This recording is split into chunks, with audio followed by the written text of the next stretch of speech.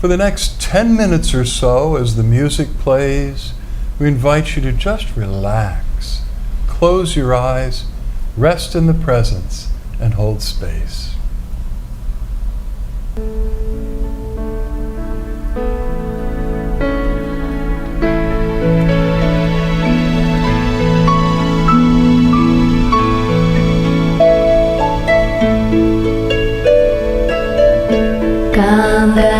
Ganapataye namo namaha.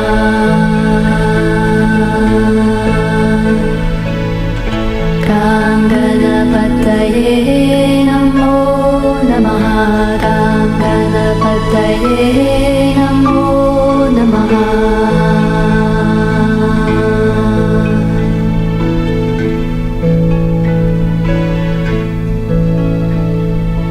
Jai Ganesha Gananatha Dayaniti Sakala Vignya Karadura Hamare. Jai Ganesha Gananatha Dayaniti Sakala Vignya Karadura Hamare.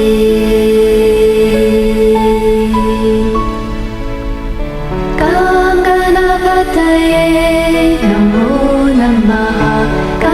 Ganapataye namo namaha.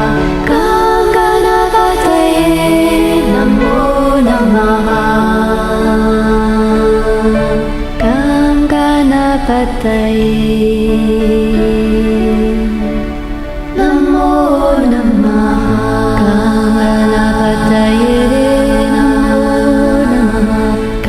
Ganapataye namo namaha. Ganapataye namo namaha. Omega Dantaya Vidmahi Vakratundaya Dhimahi Tanno Danti Prachodayat. Ganapataye namo namaha. Ganapataye namo namaha. Ganapataye namo namaha. Ganapataye namo namaha. Ganapataye namo namaha. Ganapataye namo namaha.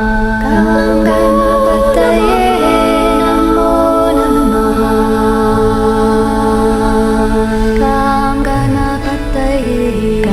Ganapataye namo namaha. Jai Ganesha Gananatha Dayaniti Sakala Vignya Karadura Hamare.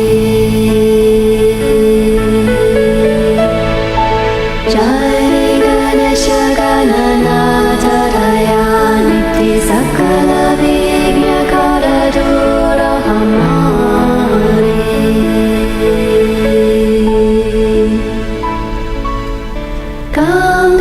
Ganapataye namo namaha.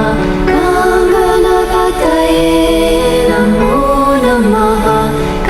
Ganapataye namo namaha. Ganapataye namo namaha. Ganapataye namo namaha. Ganapataye namo namaha.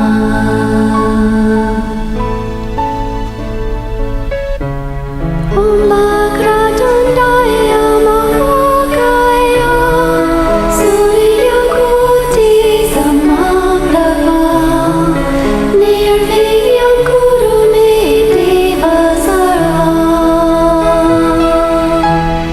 Karyeshu Sarvada. Ganapataye namo namaha. Ganapataye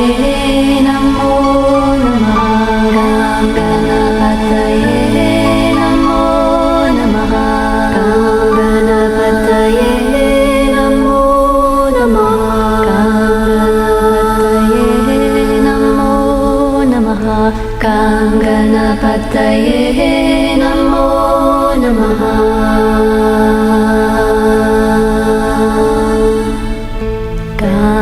Ganapataye Namo Namaha.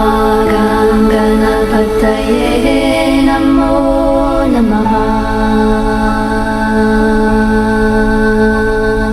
Jai Ganesha Gananatha Dayaniti Sakala Vigna Karadura Hamari. Jai Ganesha Gananatha Dayaniti Sakala Vigna Karadura Hamari.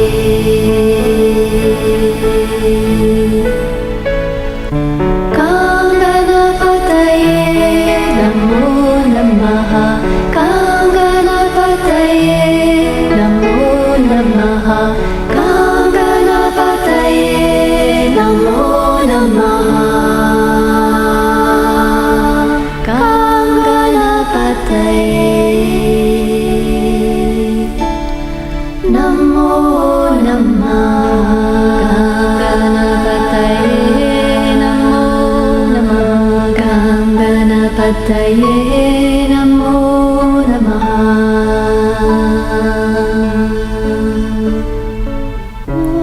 Suklam Bharadram Vishnu Sasivarnam Chaturjam Prasannavadanam Dhyaye Sarvavignyopashantaye. Sarvavignyopashantam. Ganapataye Namo Namaha. Ganapataye Namo Namaha.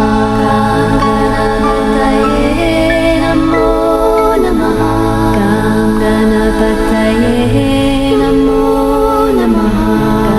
Ganapataye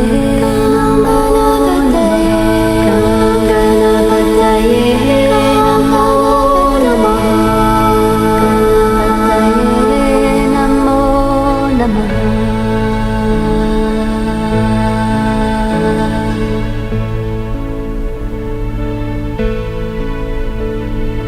Jai Ganesha Gananatha Dayaniti Sakala Vigna Karadura Hamari.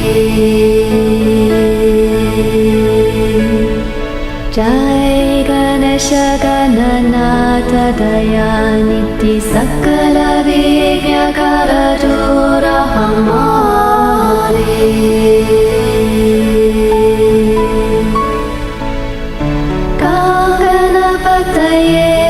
Namo Namaha.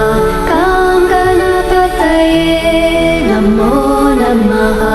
Ganapataye Namo Namaha.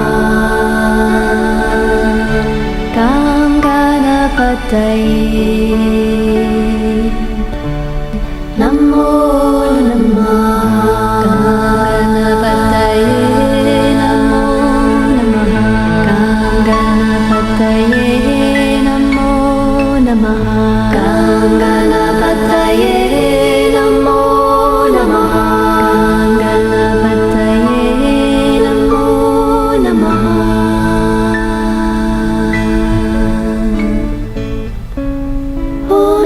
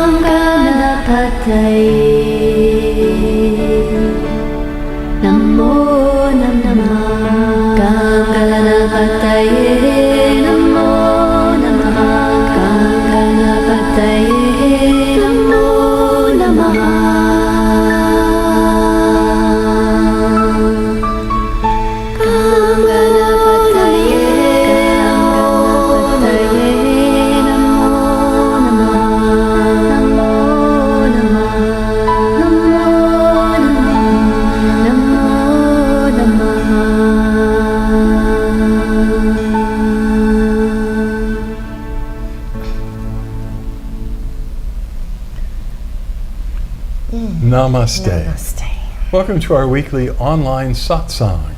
Satsang being a Sanskrit word that means literally community of truth.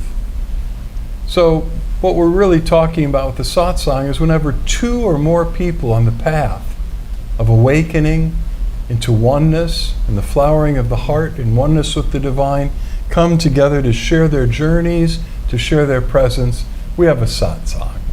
And we strengthen one another exponentially. It is an important part of the spiritual journey to find a community that you really resonate with, where there are others who are awakening as well as you in the same way. And if you don't have one where you live, you can start one with the help of the Flowering Heart Blessing, which is what we share during these satsangs. It's going on right now. You're soaking in it. The Flowering Heart Blessing is a direct transmission of divine presence, awakened awareness, grace, love, and it catalyzes the process of awakening in the receiver. This blessing we charge nothing for. You're being initiated right now. If you've never received it before, it takes just receiving it once. And the divine has shown us that you're fully activated to pass it on. So join us in inviting the divine to just pour through you tonight, for the remainder of our time together, the grace of the Flowering Heart Blessing, with the intention that it will flow out to all who join us tonight and all who ever watch a recording of this satsang in the future. The blessing itself is spirit, and spirit is not bounded by time or distance. So if someone watches this recording 10 years after we made it, they'll feel the same presence. So please join us as the blessing flows through you to others who join us tonight or join us by watching this in the future. As it flows through you, the divine is working on you, dissolving blocks, expanding and deepening your awareness. So, welcome aboard. Don't think we have any announcements. I would like to request, however, that if you're on Facebook Live, give us a thumbs up or a heart or some other emoji that expresses your feelings. And we go in after the webcast and we look at those who gave us those emojis because it gives your name, at least your Facebook name. And then we give you special hugs and blessings at a distance.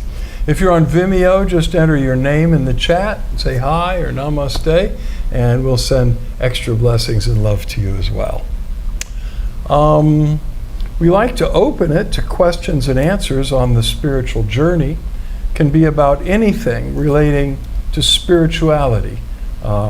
Your journey, something you're wondering about in terms of past or future lives, meditation, awakening, obstacles you may be encountering, or just something that you'd like some more insight, some more understanding about. Write in your question and we'll be glad to share the answer if we've got it. If we don't, we turn to the divine inwardly, and the divine always pours out to us inspiration to share with you that helps us all. So that's your part to play. And while you think about what you might ask to kind of stimulate the conversation tonight, I'm going to share with you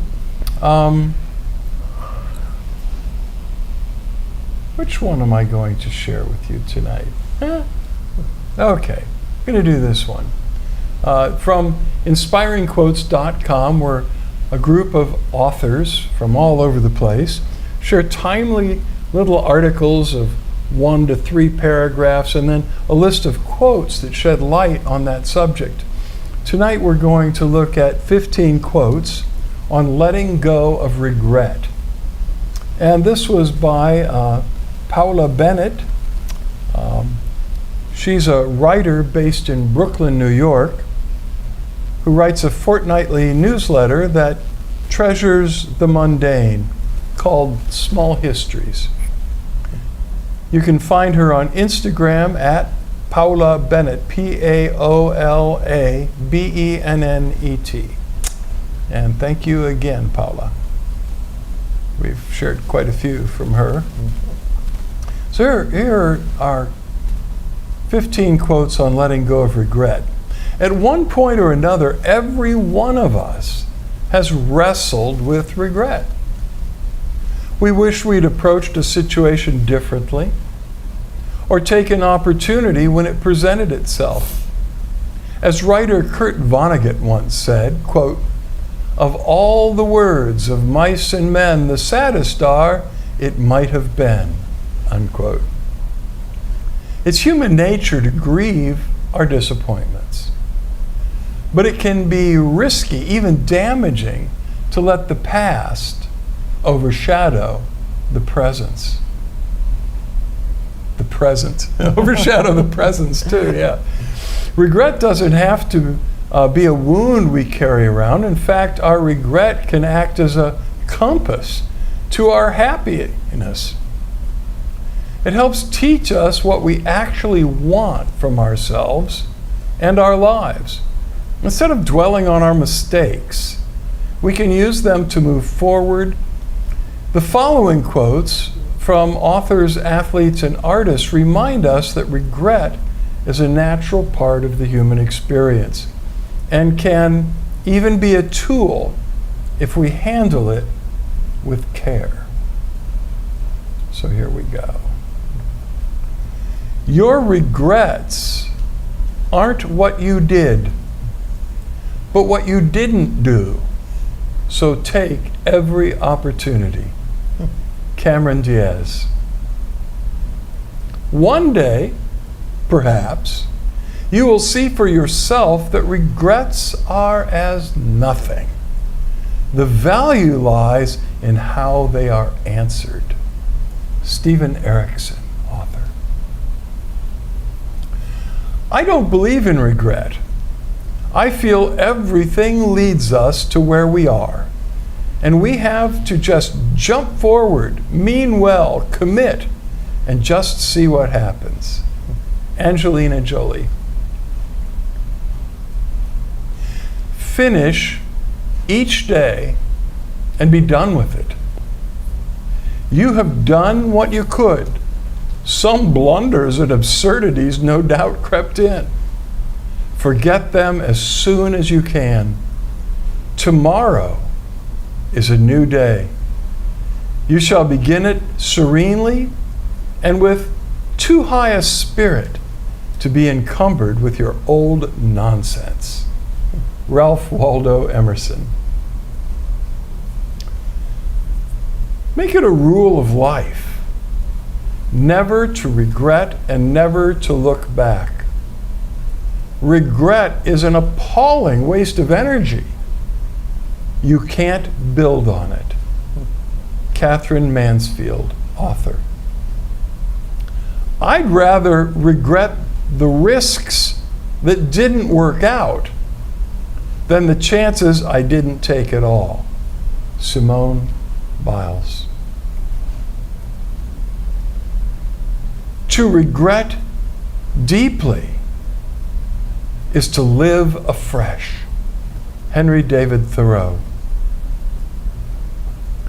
Don't let yesterday take up too much of today. John Wooden, basketball coach. Forget regret, or life is yours to miss. No other path, no other way, no day but today. Jonathan Larson, composer. I always believed that when you follow your heart or your gut, when you really follow the things that feel great to you, you can never lose. Because settling is the worst feeling in the world. Rihanna. Regrets not only apply when we don't learn from a situation. Regrets only apply. Oh. Well, thank you. Okay. Let me start that again. Regrets only apply when we don't learn from a situation. No sense looking back. Look forward with new knowledge and no regret. Catherine Pulsifer, author. Maybe all one can do is hope to end up with the right regrets. Arthur Miller. When one door closes, another door opens.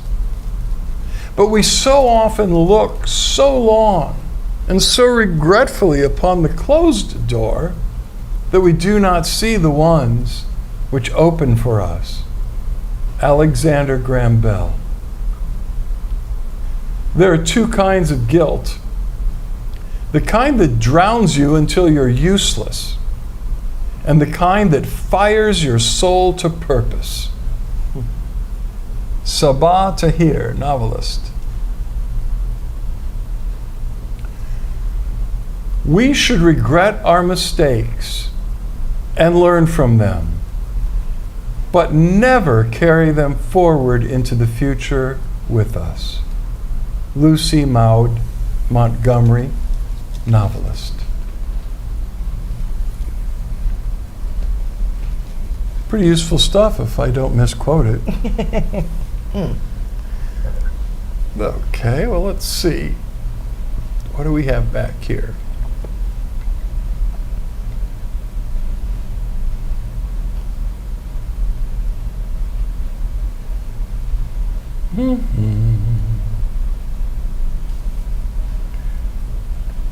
Still doing that new thing. Okay. Oh, lots. I thought there'd be something there. All righty. So, Michael Christopher asks, I'm curious about how technology and the divine can mix. Frequently, I will look at something on social media and it will be exactly what I need to hear. Could it be God? The phone listening? Yes, it could be AI working through your phone. It's true, but let me just start with this notion. Technology and the divine are inextricably mixed because everything that exists, social media, computers, every material thing in the universe is made of God. God stuff. So how could it not be mixed? God is in it all. And in the presence of God, we live and move and have our being, according to St. Paul in the book of Acts. So, at the roots of coincidence, we discover a pattern in the universe, that the universe is alive, totally interconnected, and conscious. So if you put out a query, a question to the universe, then it may come up on social media, it may be the song that comes on the radio.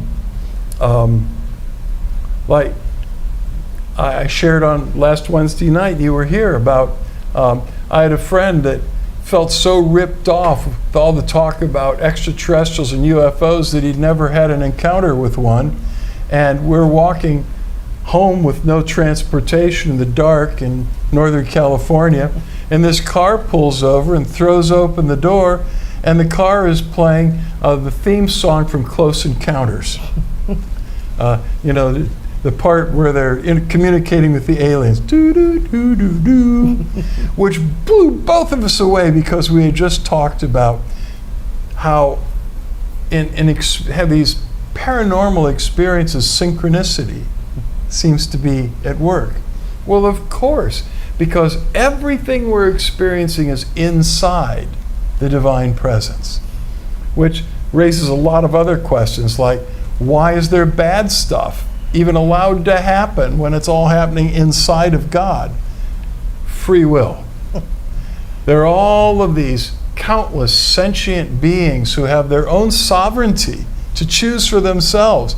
And I don't know about you, but I've made some pretty dumb choices along the way. And God has allowed me to do that, much like a parent will allow a child at a certain point to take the training wheels off the bike and learn to ride with their own sense of balance, which means you know they're going to fall down once or twice. There may be a skinned knee, and that's really hard for a parent to endure. But if you don't allow that freedom, the child never learns to make good choices and to find their own center. So I just answered another question you didn't even ask. But yeah, and that's what's tricky about AI, the fact that our smart TVs and our smartphones are listening to us all the time. You have a discussion about some kind of, maybe you're looking for a new vacuum cleaner. And so you're talking to one of your friends about what they think is the best upright vacuum cleaner and the best deal now. And the next day when you go online, everywhere you look are pop-ups about the new vacuum cleaners. Where did that come from? Your computer wasn't even open, but your smartphone was sitting there. And our TVs can, so that gets tricky. So we can't assume anymore that because there's synchronicity, coincidence going on, that it's necessarily God's stamp of approval. It's not. And I think that's why so many people are challenged these days to discern what is really true and what isn't true. Before all this AI stuff and all this synchronized marketing and technology was going on, more than likely, if you encountered a true mind-blowing coincidence, God was behind it chuckling. But now you need a deeper sense of discernment, and that's where we have to cultivate the intuition, the sensitivity of the heart to transcend the mind. You want to add to that? No, it's perfect. All right.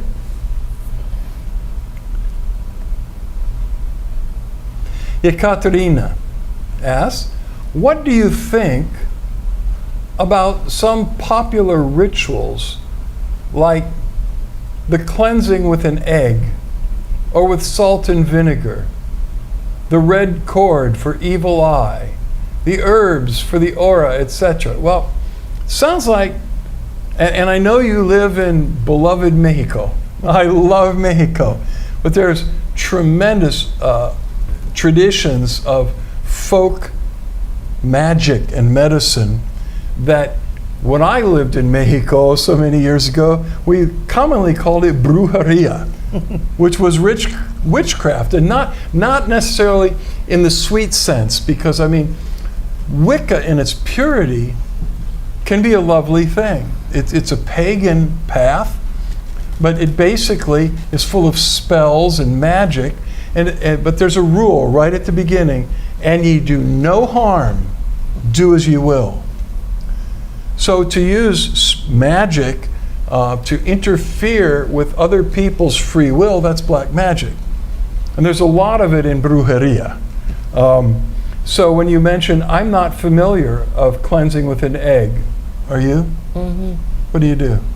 I don't know the ritual, but I've heard that you can do a ceremony with an egg and To absorb the evil. Yeah. And we learned in India how to do the very same thing using a coconut. And you got to be real careful what you did with the coconut after you did the puja, because it absorbed all the negative energy of the group that you were doing the puja for, and it meant disposing of it in an open body of moving, flowing water. Water, there she is again. Water's an amazing cleanser. I'd just take a dip in the ocean, in the river, and call upon the Divine Mother and have at it. Salt and vinegar. I know about salt. Salt in a lot of more harmless sort of Wiccan basic magic. If you want, if a piece of jewelry's been given to you that a relative owned and wore for years, who was like a really troubled person, or maybe they were involved in some kind of dark magic, you could take that jewelry, and, oh, I'm teaching spells now. You are. I thought that.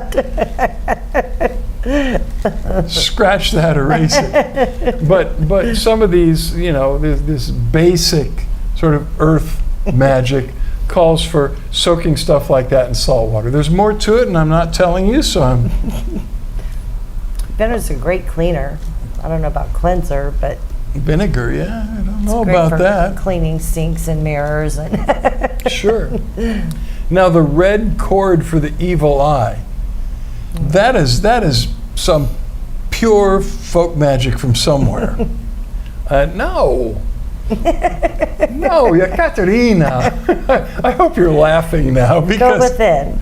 Just go within. Yes, and always, I mean, invoke the divine presence and pray. I mean, God has promised. We sometimes jokingly call Psalm 91, the 91st Psalm, Psalm 911. Because Psalm 91 verse 1 starts with, "He who abides in the secret place of the Most High shall abide under the shadow of the Almighty." And it talks about the kind of relationship that you develop with the divine when you have direct contact and you're spending time in contemplation, as I know you are, and in prayer. And it says, no evil shall befall you, no plague will be permitted to come near your dwelling, for the Lord will give his angels charge over you to keep you, to protect you, to guard you in all your ways. I'd say that would take care of the evil eye. But I mean, it's as simple as invoking the divine name. And if there's real dark energy coming, you just invoking the divine presence usually takes care of it. But you have authority as a human being on this earth to bind that dark energy or power coming at you. Basically, to loose yourself from its influence. So who needs a red cord? I hope I'm not criticizing someone's beloved spiritual tradition in saying these things, but I'd say it, concerning things that Buddhists do, that Taoists do, that Christians do, that that are superstitious. And as my dear friend and musician Stevie Wonder said, superstition ain't the way. When you believe in things you don't understand, it's superstition. I agree with you, Stevie. Thank you. That was a beautiful song. Okay, Tristan writes, "Me and a great medicine woman were talking about supernatural attacks in the medicine community. How can we be mindful of those existing factors while being in cosmic Christ grace? There are strong medicine people who practice not so good weapons." Well, what I just shared with you, Katerina, covers it. If you have a team of angels surrounding you who are commanded by the Most High God to protect you from all evil, you're going to be fine. Yes, where there is magic, and the medicine community is a beautiful thing. So, and I don't dare speak of the Native American traditions as any kind of authority. I am not. You're probably more of an authority than I am because Tristan is Native American. But in the sort of shamanic communities, not just the Native American, it would be true of Chinese Taoist, of South American shamanic traditions. There are powerful healers and seers who can teach you the truth and take you to the light, and there are others who are in it for the power.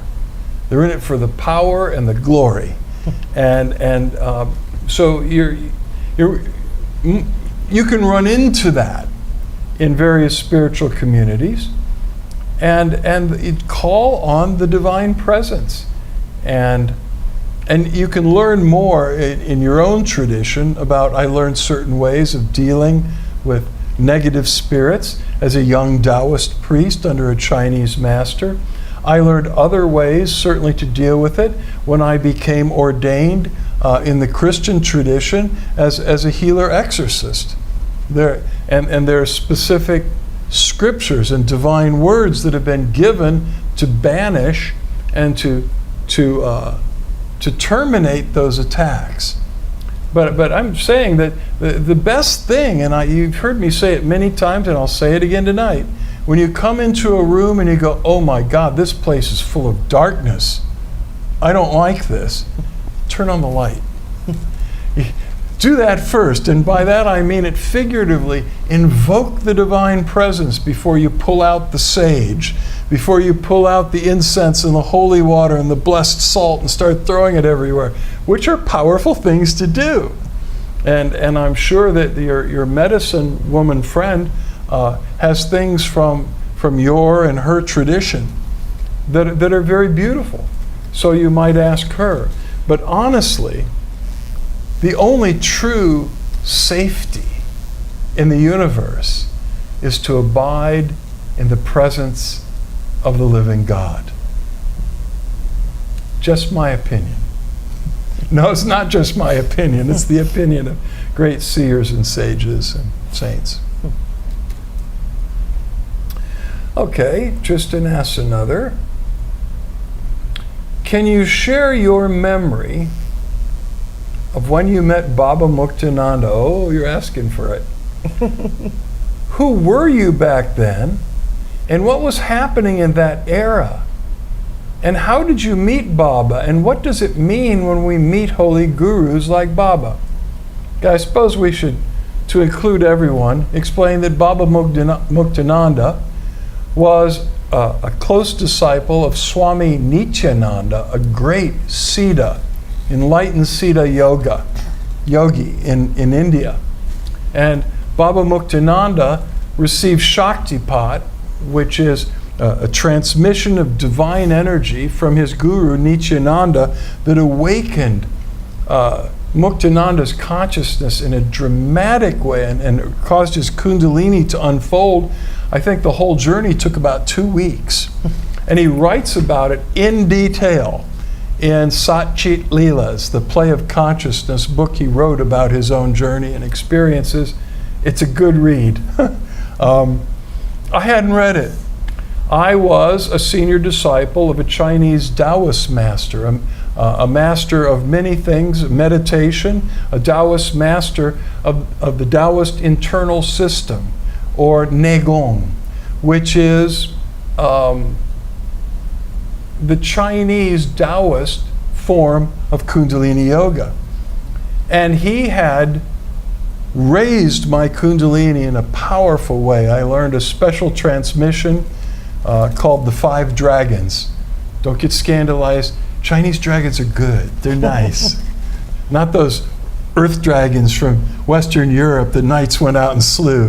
The Chinese dragons are auspicious spirits. But my Kundalini was very awakened, and when it was awakened, and I won't give you all the details of that tonight, it was like 1 billion volts went through me. The entire world disappeared. Everything disappeared. My body disappeared, and it seemed that in my hands, or where my hands should have been, I was holding a golden ball of pure life, energy, and light. And I knew instantly that this was what Taoists would refer to as the union of the 3 treasures, which is Jing, Qi, and Shen. Spirit, prana energy, and Kundalini Shakti. And I experienced, through the grace of my teacher, this fusion of spirit, energy, and matter. Sometimes it's referred to as the golden pill or the pill of immortality. And anyway, that changed my life. And I was really deeply involved in that when Baba Muktananda came to North America. I knew people who knew him and knew of him, and they said this great Siddha yogi was coming to California, and I needed to go experience him and meet him. So I went, and he was famous for giving Shaktipat like his teacher Nityananda did, which direct transmission that causes the Kundalini to go off. So I was at this retreat with about 200 people, which is really small. And this was back in, probably I don't forget when he first came, 1972, I think, or somewhere back, the beginning of the 70s. And so here we were out in the country in this retreat center, and here's this big hall that we were all sitting and meditating in, and I wasn't sure what to expect. And there was a sound, almost like a rushing wind, and it started in the back of the room, and it swept through the room slowly as a wave. And when it hit people, they began doing spontaneous breath of fire.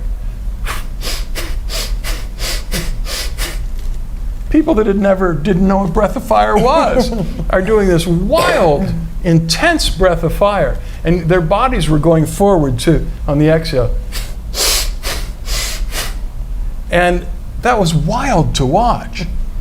Even creepier, a lot of the people were sitting against the concrete walls, leaning back. And when they went into this breath of fire, and when they exhaled, their bodies whipped forward. And when they inhaled, their bodies whipped back. And I thought they were going to smash their skulls on the concrete wall. And I looked very carefully, and there was an unseen force that was keeping their heads about 1/4 of an inch from the concrete. And then they were spontaneously going into yoga asanas, the positions you see people learning to do in yoga. Here people were the energy was just twisting them in different yoga asanas and hand mudras, and some people's tongues were coming out, the Kali tongue. And nobody was teaching them anything. This was just divine power going through the room, and it hit me. And I started having briefly a spontaneous breath of fire, and then I felt this intense pressure in my solar plexus, which I realize now was the 3rd chakra, the power and control chakra. And I felt that when my Taoist, what? It's frozen? No. Okay. When my Taoist master, that doesn't matter at all. Okay. When my Taoist master awakened my Kundalini, I also felt this pressure in the solar plexus. But at that day with Muktananda, it got stronger and stronger and stronger. And my mind presented it as if there was an elephant standing on my solar plexus, or a vice crushing the 3rd chakra from front to back, just crushed it. And when it did, it was like squeezing a toothpaste tube. When the 3rd chakra collapsed, all of that life exploded into the heart chakra and above. And my heart stopped, and my breathing stopped, and I heard angelic symphonies. I heard the angelic, music. And I was not breathing, and my heart stopped, and I was in absolute bliss. I found out later that that's Nirvikalpa Samadhi. I didn't know what that was. It just blasted me into Samadhi. And I don't know how long I was gone, but it was when I came back to myself, Baba Muktananda had got down off his cushion and come down, and most everybody had left.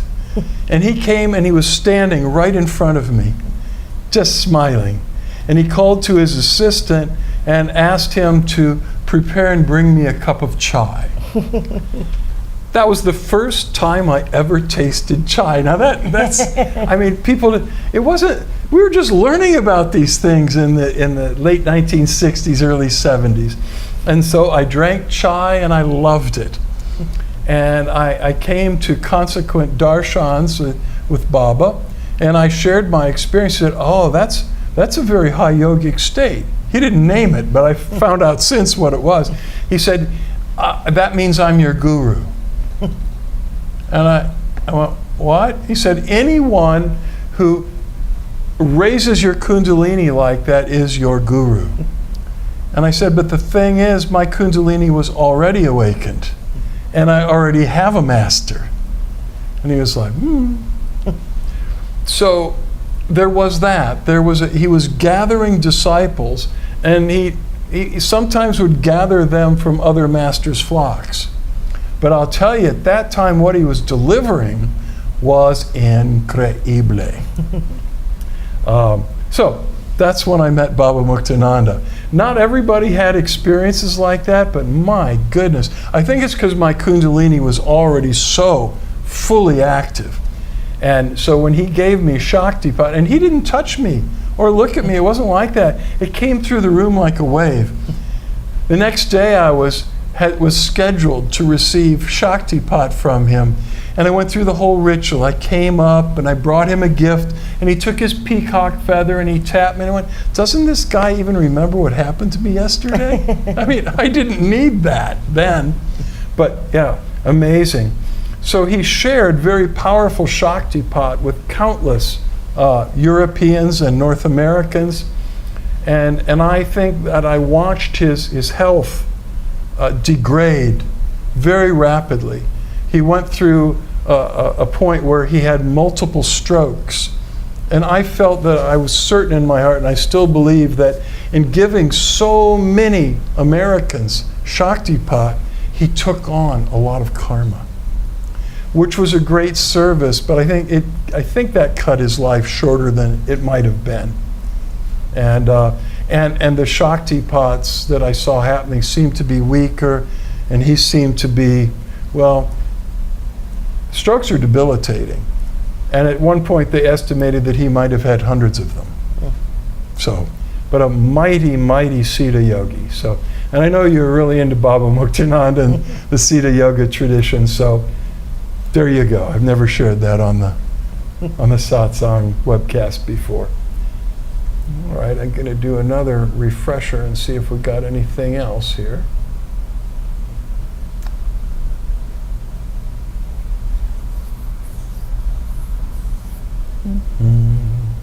They make me jump through 3 hoops now to find out if you've posted anything else. So patience for just a few minutes here.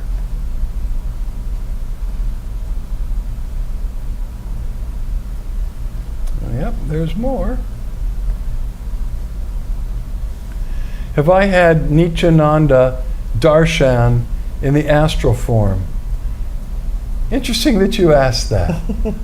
Yeah, he's one of the pictures that actually, for all that I just shared with you, I have pictures of certain spiritual teachers that have had a real influence in my life.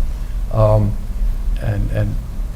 you know, Yogananda is one of them, and I could go down the list.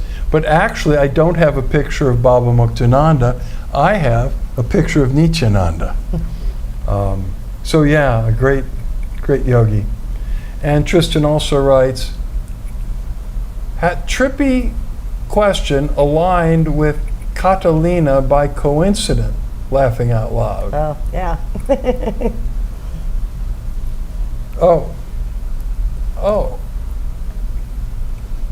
You answered both of their questions with right. one answer. Hope you liked my week's questions. Yes, thank My you. inner Saraswati, your inner Saraswati loves challenging you. My inner Saraswati. Saraswati is the feminine cohort of Brahma.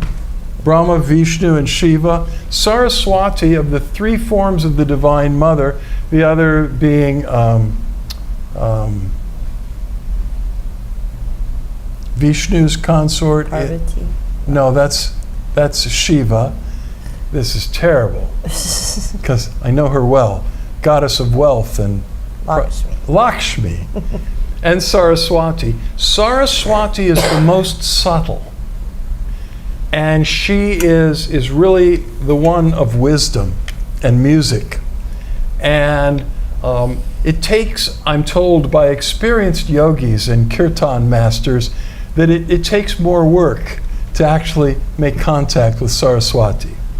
So if she's your inner love, bless your heart, Tristan. That's a good one.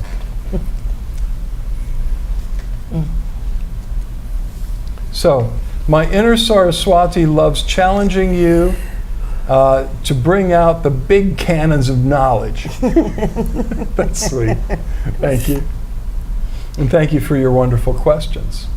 And now we're going to dive in a little deeper. So close your eyes and invoke the divine presence. See, we live inside of the divine. The entire universe exists inside of the divine. But what's interesting is the divine itself lives within you fully, unbounded by distance or space. The fullness of the Godhead dwells within you right now. Rumi, the great Sufi mystic, said, "You're not a drop of the ocean of God. You are the entire ocean of God in a drop." And this ocean of God is pure, unconditional love. The divine loves you beyond our comprehension and knows exactly what we need and has infinite power, infinite wisdom to transmit to us what we truly need. And the divine wishes above all things that you be free of suffering, free of the illusion of separate existence, of duality, of distance between you and your true self, between you and others, you and the universe, and you and God. All of those feelings of alienation and separation are delusions of the mind. Part of awakening is when the divine light dissolves the illusions of separation and we awaken to our essential oneness with the divine source itself. So open yourself now and drink in the grace the divine yearns to communicate with you, the grace of awakening and spiritual transformation.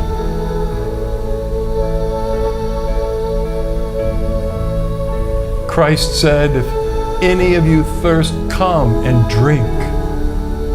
Out of your innermost being flow rivers of living waters." It's flooding you right now. From inside, from above, from all around. Receive the presence. Receive the grace of the flowering heart blessing. Just drink it in. There's no end to it. Just keep receiving. You don't even need to ask. The divine already knows and is working to give it to you. Just accept, allow, and receive.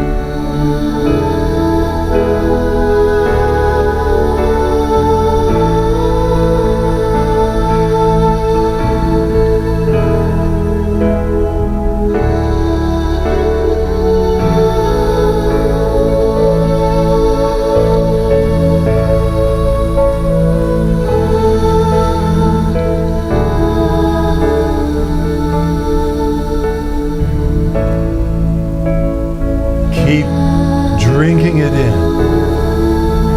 Breathe it in. Soak it up.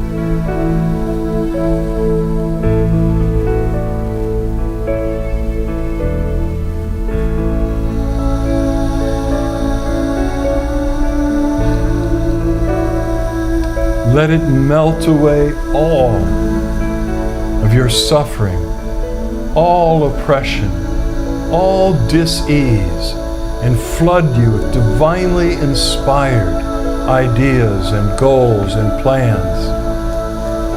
Let it flood your body and heal you. Let it flood your relationships and set them right. Let it shine through your life to catalyze others, to make you a lighthouse of spiritual awakening.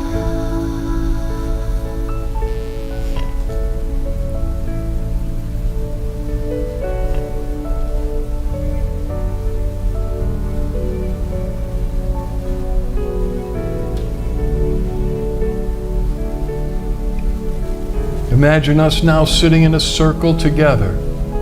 Keep your eyes closed, but lift up your hands with your palms open, and let us together invite the divine to pour through us the flowering heart blessing to all the others in the circle.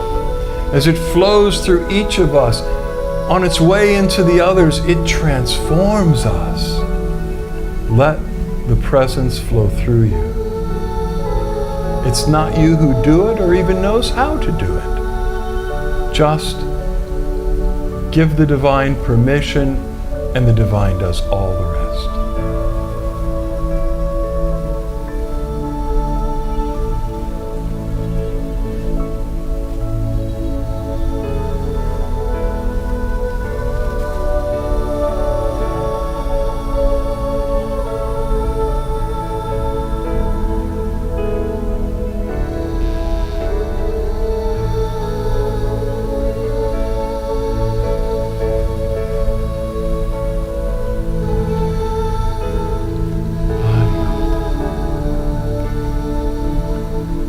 Visualize the planet Earth in the middle of our circle, the beautiful blue living planet. Let us invite the divine to pour love into the hearts of all sentient beings living on the planet Earth, to melt away fear, anger, hatred, and to flood every human heart on planet Earth with unconditional love and inner peace.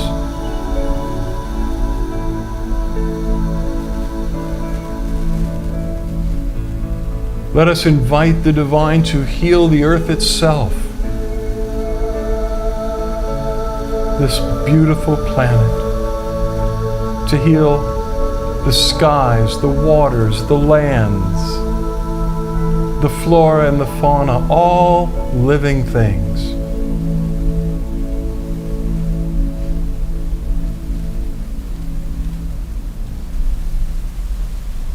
Om Shanti, Shanti, Shanti.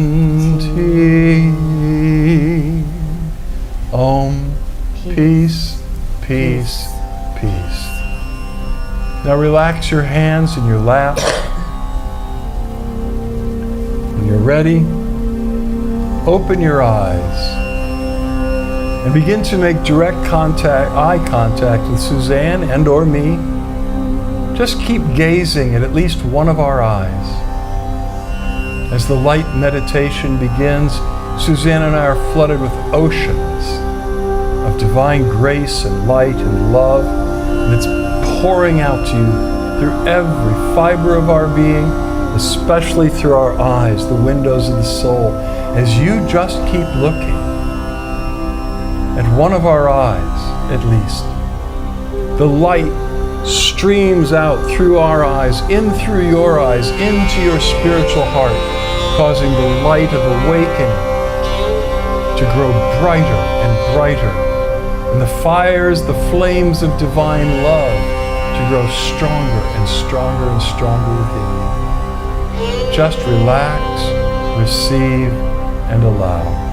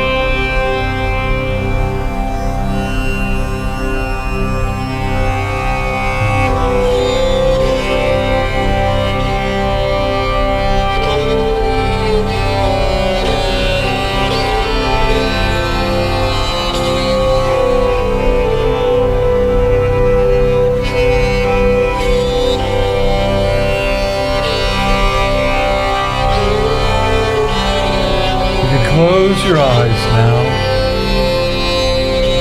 Meditate with us a few more moments as the grace settles within you.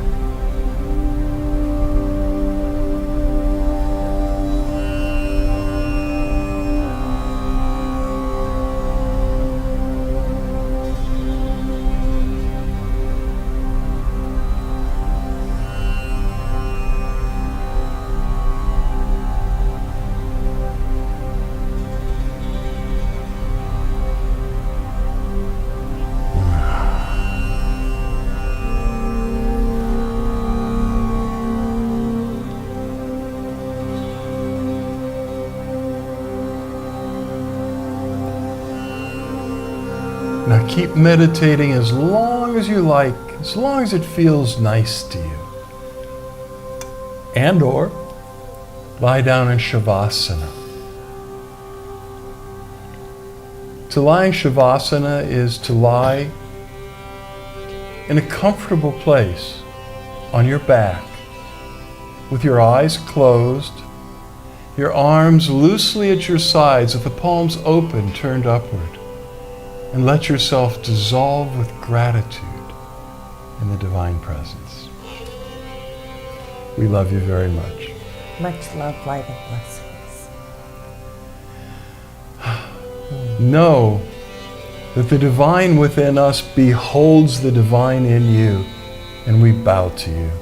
Namaste.